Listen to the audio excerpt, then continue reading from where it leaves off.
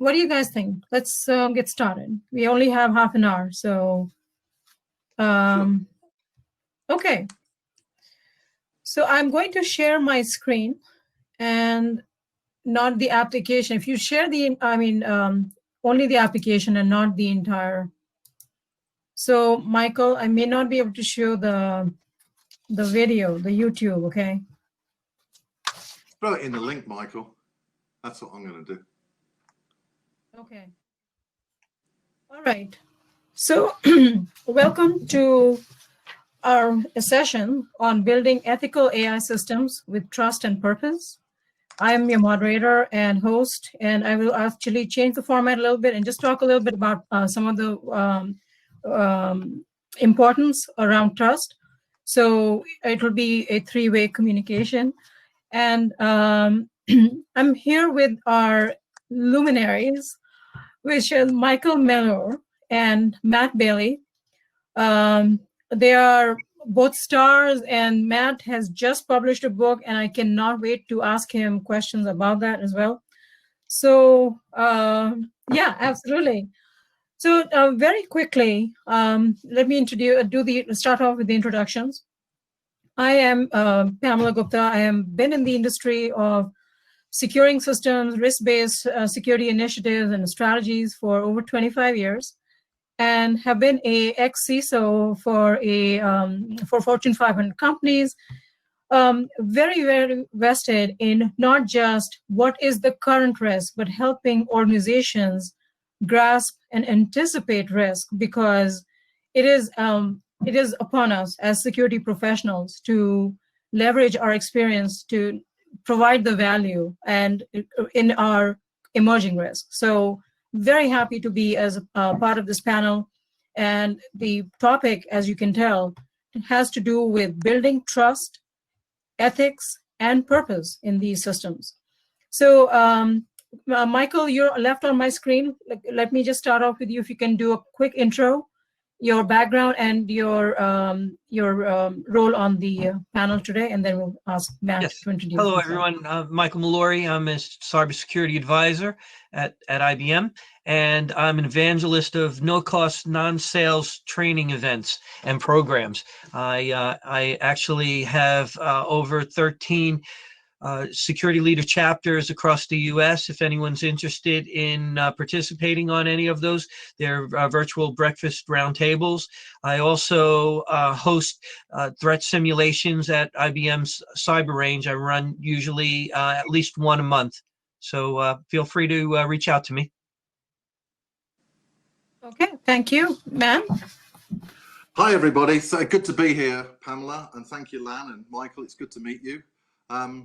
Matthew James Bailey, an international recognized pioneer of the Internet of Things, smart cities and artificial intelligence and innovation. Award nominee, sat down with the leaders of G7 countries, advising them on their national AI strategy, innovation, AI, and smart cities. Work with the private sector around the world, and we just launched a new academy in AI ethics, and we'll be speaking about this and also about the new book, Inventing World 3.0, which reveals how to bring artificial intelligence and awaken it to become a beneficial partner to advance humanity. And this is a profound guide for leaders in government and leaders in business, academia, and students as a new curriculum that guides innovation to invent the future. And we'll talk about it in a little bit. There's a lot to say, Pam, and I'm looking forward to the conversation. Yes, I think, guys, we will have to have a continuation and do another panel. So, so don't worry if you're not able to express everything that you want to, because this is a very, very rich topic. So let's talk a little bit about what is AI, how is it impacting our lives today. Very quickly, I'll give a couple of lines on whether we see it or not. AI is present in almost every facet of our digital existence today, including email filtering, assistance during Google search, Apple Siri, Alexa, Twitter's removal of racist content. And on the business side, right, which is personally of great interest to me, companies have gone from task automation from RPA into intelligent process automation, into predictive analytics, right? There are 6 key applications that businesses are using that are centered around AI. So I'm going to kind of switch, to frame this question, quoting Vijay Saraswat from Chief Scientist for IBM Compliance Solutions, who's saying, talks about, what does the notion of ethics mean for a machine that doesn't care whether it or those around it continue to exist, that cannot feel, that cannot suffer, that does not know what fundamental rights are? So I'm going to turn it over to you, Matt, and ask you about, your the new book that you've written, Advancing the Human Story, World 3.0, Advancing the Human Story, and what do you think about that premise? Okay, well, first of all, here's the book, everybody. And Dan Powers is online, and he's the first one to buy the book, so he gets a signed copy. And the book, and I'm going to show some diagrams here. Look, we need to be clear, is that the world's out of balance, Pam. So David Attenborough, who I've spent time with, a wonderful individual, and people like Professor Stephen Hawking and Steve Wozniak, it's clear that the world's out of balance. We're out of balance with our environment. We're out of balance in our inequity in societies. We're out of balance with the digital world, Pam. And the problem is that we need to bring ethics into not only the humanity and understand what our ethical virtues are, but bring them into the mindset of artificial intelligence. At the moment, the digital world is fundamentally unethical. There is poor transparency over our data governance, data ownership. We know there's human bias, and it's not in line with our environmental desires for carbon neutrality and energy neutrality. So AI ethics will determine whether AI becomes a central player in the human story, which it needs to do to support our cities, our regions, and the 7.8 billion people on the planet, or whether it will fail. And that's why I wrote the book, Inventing World 3.0. And so if we look at the how do we create the digital mindset of AI, which is fundamentally driven by data, how do we make that ethical? And to do that, we need a new set of Turing models, which are in the book, right? And so this allows us to certify the ethical quality of the digital mindset of artificial intelligence. And this is available.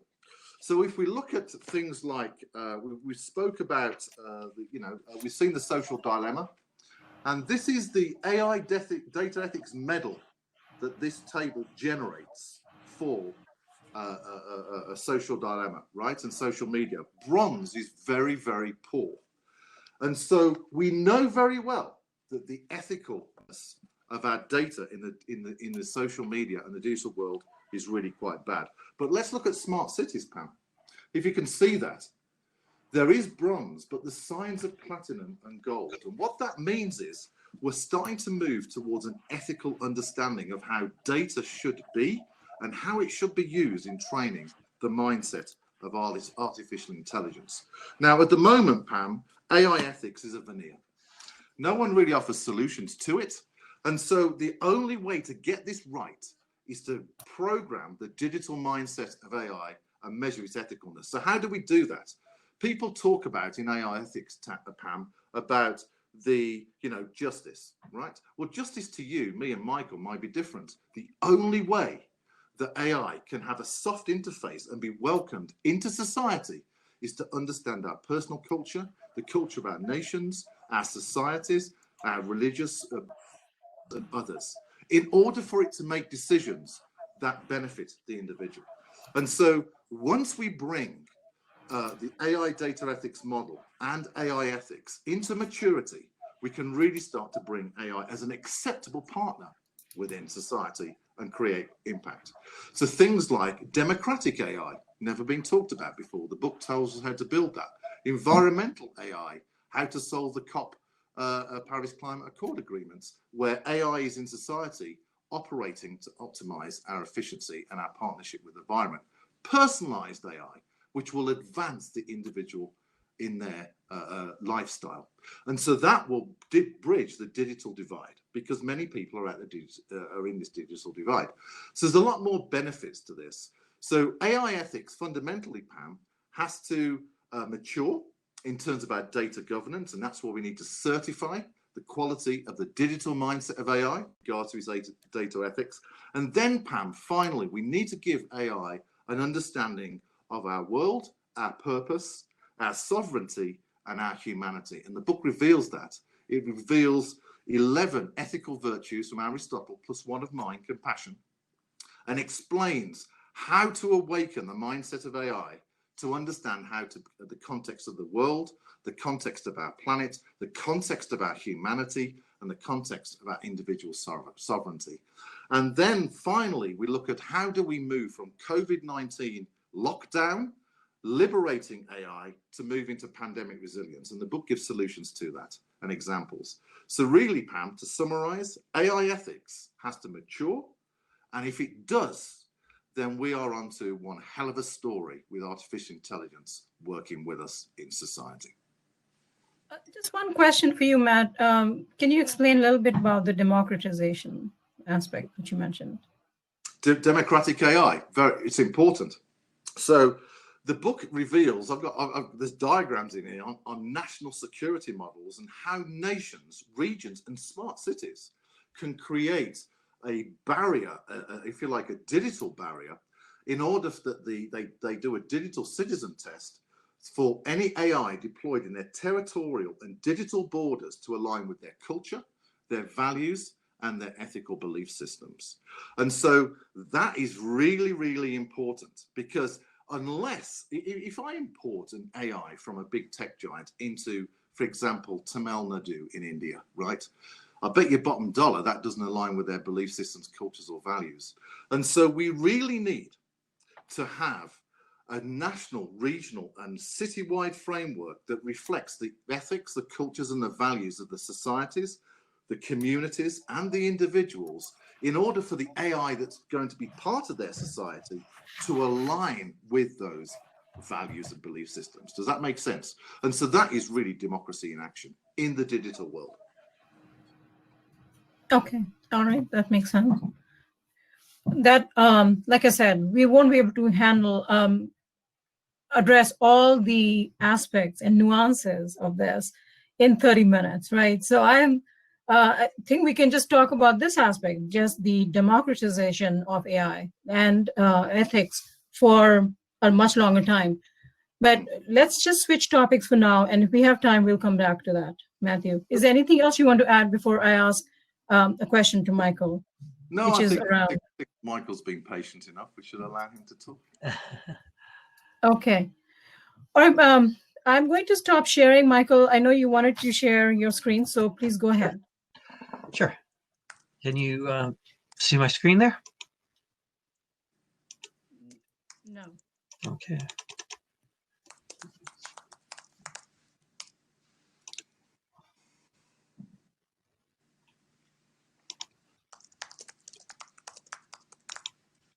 Maybe you could bring it up, and then I'll just tell you where to advance. Okay. Doesn't seem to be coming up.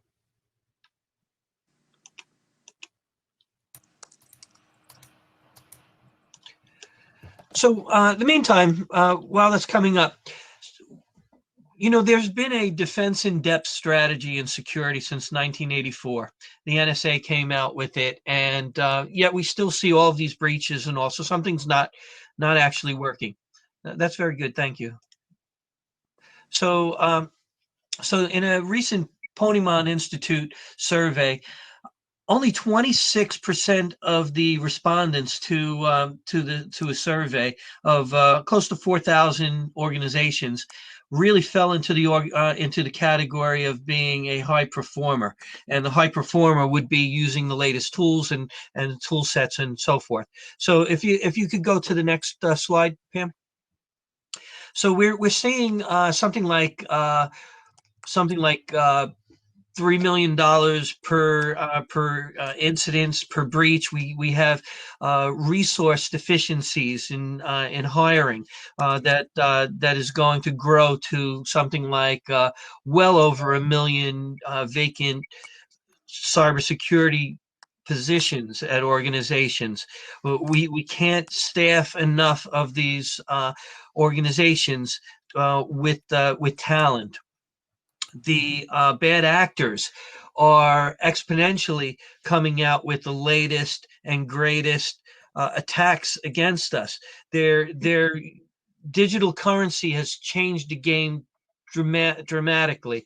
So the anonymous payments that they're getting, they're reinvesting into their R&D. So they're actually building or purchasing even the latest technologies to circumvent traditional controls. So where do we go from there? Well, so if you think back up just a couple, Okay. about 3 more.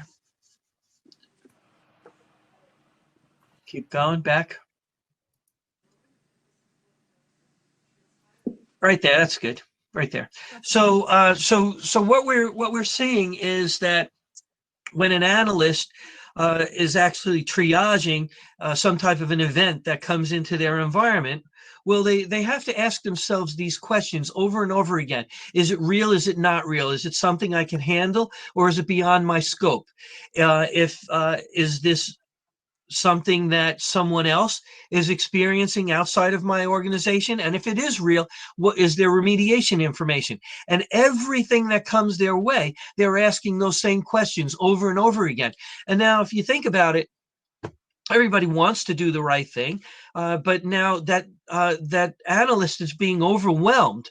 So in fact, what we prefer to call AI is augmented intelligence, because what it's able to do is augment the skill set for the analyst. So as that analyst is determining, and what you're looking at right now is probably any type of a typical security incident and event management, which is showing you patient zero and maybe some of the external attackers coming in, or where that relationship is being made, and maybe something is coming up into some rule or policy that's alerting the analyst. Now, what AI brings to the table when that person is triaging with those questions that I just said, if you could advance to the next screen, what it brings to the table is enrichment of a particular event. The next screen, Pam.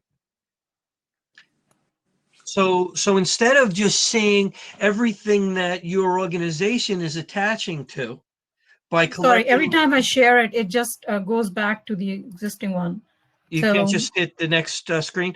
So, well, if you could see in the foggy area, all of that would come to forefront would be basically the enrichment around the event. What cognitive is capable of doing is not only looking at your own environment, but actually looking at external information as well and concatenating that together. So what it's doing is it's saying, yes, it is real.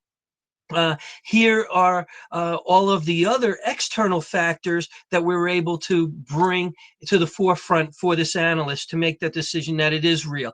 We could even dig in deeper and take a look at actually even more information regarding the bad actors. So this is the enrichment that AI, and it's bringing this to near real time to the analyst to determine that. And if there's remediation information, all in one swoop, instead of that analyst having to pivot manually to all of these different things. And if we think about even threat hunting, which threat hunting has been around since probably for the last 25 years, using advanced correlation capabilities. If you think about how the FBI many years ago, when organized crime was around, and how they would try to determine relationships of the kingpins to some of their other folks that they're the captains that they're talking to in the different pockets and all in the different tribes, and they would look, and they didn't always have direct relationships. And if you think about the old-fashioned string with push pins, where the CSI folks, crime scene investigators, would put thread around the push pins to try to determine where there are commonalities and relationships that are maybe a few levels deep. But if you think how hard that is to try to figure out where those relationships are, well, now machine learning, cognitive can bring that all up together in one swoop.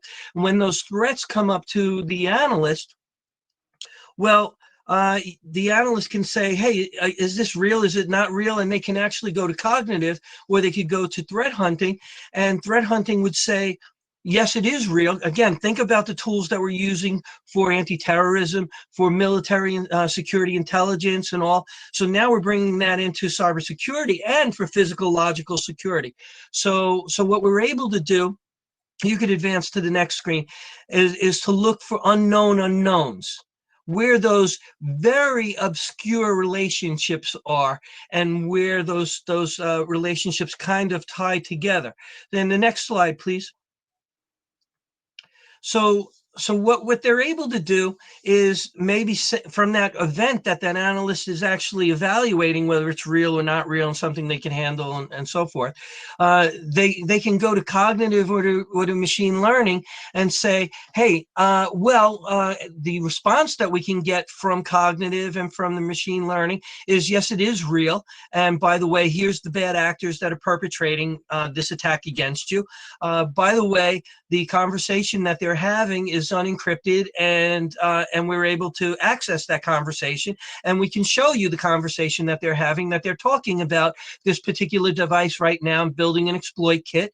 By the way, the aliases that these folks are using, here are the aliases, and we could actually map some of these aliases to other aliases these individuals have used, maybe even unmask these folks. And think about doing this in near real time for not only response but prevention while things are early. There's going to be a lot more threat hunters in organizations. There's a few industries that have started embracing the threat hunting and physical logical security. That's been transportation industry and also energy utilities, but because they've built a lot of regulations into the physical logical aspects. Now, though, what we're seeing is maybe organizations where they've previously had chief security officers that were more looking at the outside the perimeter physical security. They weren't looking at information technology. The information to security officers were looking at that, or the information officers were looking at information. And if something was maybe a blended threat, sometimes it's difficult for those to determine where those blended threats are coming from. The person above the chief information officer and the chief security officer would be the CEO. I'm certain that most CEOs are not actually going into the weeds and trying to put these two bodies together to try to determine where those physical logical threats are coming from. So this is the value. We could also even start from an unknown and just say, hey, in the last 24, 48 hours of traffic, is there anything I should be concerned about? And yes, we could see saturation points. Well, there's a device that has significantly more traffic than has had previously. We're seeing that in user behavioral analytics. We're seeing it in network behavioral anomaly detection. All of these tools, in fact, we're even seeing in some tools for configurations where even in a mobile device management. So we could say, all right, I have my mobile device management all configured. Well, cognitive can say, well, Mike, you didn't put a policy for this particular circumstance, but 90% of the other folks that are using this tool feel it's important for you to have a policy for that. So these are the things that cognitive brings to the table. Okay, thank you, Michael. Okay. Matt, you wanted to... No, sorry, I didn't hear that. I'm going to say these are all important innovations in World 1.0, but to bring AI to actually move us from human-centric systems where it's actually distributed throughout ICT architecture. This is why edge compute is so important. Then that allows us to really develop the human-machine partnership where it is a digital citizen with an ethical mindset within society that allows us to move beyond the experience that Michael is talking about, which is very important and very impactful, into where AI is actually doing a lot of the work and humans are doing other things that they enjoy. All right, thank you. So yes, so Michael, yes, threat intelligence historically, has been under the operational part of a security organization and not so much under, the strategy side, right? But you are right that in order to kind of put that together and do the kind of analysis that you have shown, that is not something that can be done with conventional systems, right? We do need the machine learning capability to ingest all this data and draw those correlations. So thank you. Like I said, I'm a big fan of IBM technology and the advances you made in AI. Again, for the ethical and the value that you provide with the book, Matt, I know we can't do that justice in half an hour, but the session, we wanted to talk about the triangle. There is the digital DNA for the mindset of AI that has strands of ethicalness within it, and it reveals how to program it. Matt, can you put the link in the chat window? Yeah, the link's there. So oh, it is there. That's why it's called evolutionary ethics, because it goes to the heart of evolution of a new intelligence that's digital. What was your question? Sorry. Oh, no, that's fine. I wanted to show the video that you had sent. Do you think you want me to show you that the audience that, or? Oh, but people, it's in the link. People can go to AIethics.world and they can scroll down and see the video. It's great. Okay.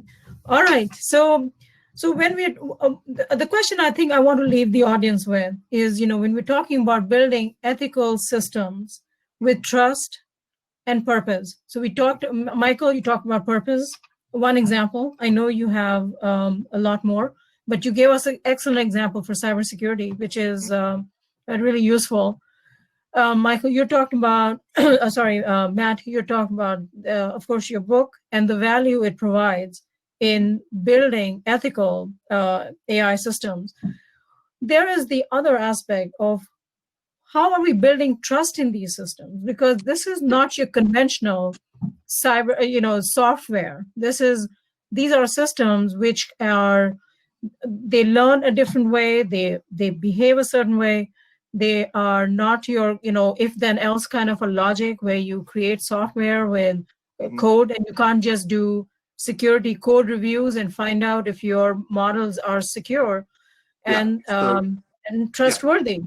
Yeah, so let's briefly look at the trust paradigm. First of all, is that the reason why I showed the ethical, the DNA diagram to you is trust is built within the very essence of the mindset of artificial intelligence. You see, industry's looking at the black box approach, looking outward in, right? And that's okay, but it's limited.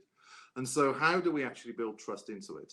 And so there's a couple of trust paradigms, Pam, we need to consider. One is public trust. And so how do we bring the public into trust around data and AI? And that's why the AI data ethics model is so important, because of the transparency, clarity of the actual data and AI within the mindset. Trust is one aspect, Pam, of AI, but there's other things like greatness of soul that we like as humanity. We like wittiness, justice, ambition. Trust is one aspect that's very important, but we have to go further if AI is to be adopted by the general public and for it to be personally interacting with an individual, groups of individuals, whether within an organization, a city, or within a nation. And so the trust paradigm is not just about trustworthiness, it's actually other aspects of our humanity in order that creates a platform of many aspects that create trust with AI. Does that make sense? Yes. So I know we are going 1 minute past the allocated time. Just in conclusion, I think I'll just wrap it up here because we do want to honor the time, of course, and they might just cut us off. I know we had some technical issues with the platform itself, so I apologize. I wasn't able to share the way I thought I was able to share in other platforms. So, and I know, Michael, you weren't able to start yours.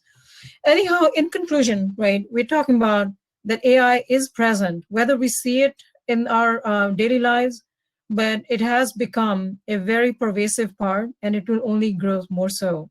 So this conversation is a conversation to be continued, which is building trust in AI, building ethical systems with AI, and building AI systems for purpose, right? We are using that for numerous business and societal functions. So this is something that we need to do right. We don't have the opportunity to go back and fix it. We have to go into it with our eyes open. The truth of the matter is we are already have embarked on this journey, and we are having these conversations now. So there is a little bit of a catch-up game that we have to play from a risk perspective as well as from a holistic value perspective. So I'd like to thank you both very much. I would like to, like I said, this is only the beginning of a conversation. And yes, we have to go out and buy a book and get it autographed by Matt Bailey. Yes. So Yeah, thank you, Matt. If they go to aiethics.world, it's a reduced price for the event, to mark the event, and I'll do a signed copy as well. So there we are. Thank you. Okay, thank you so much. Thanks for the use case. Really good. Thank you. Bye.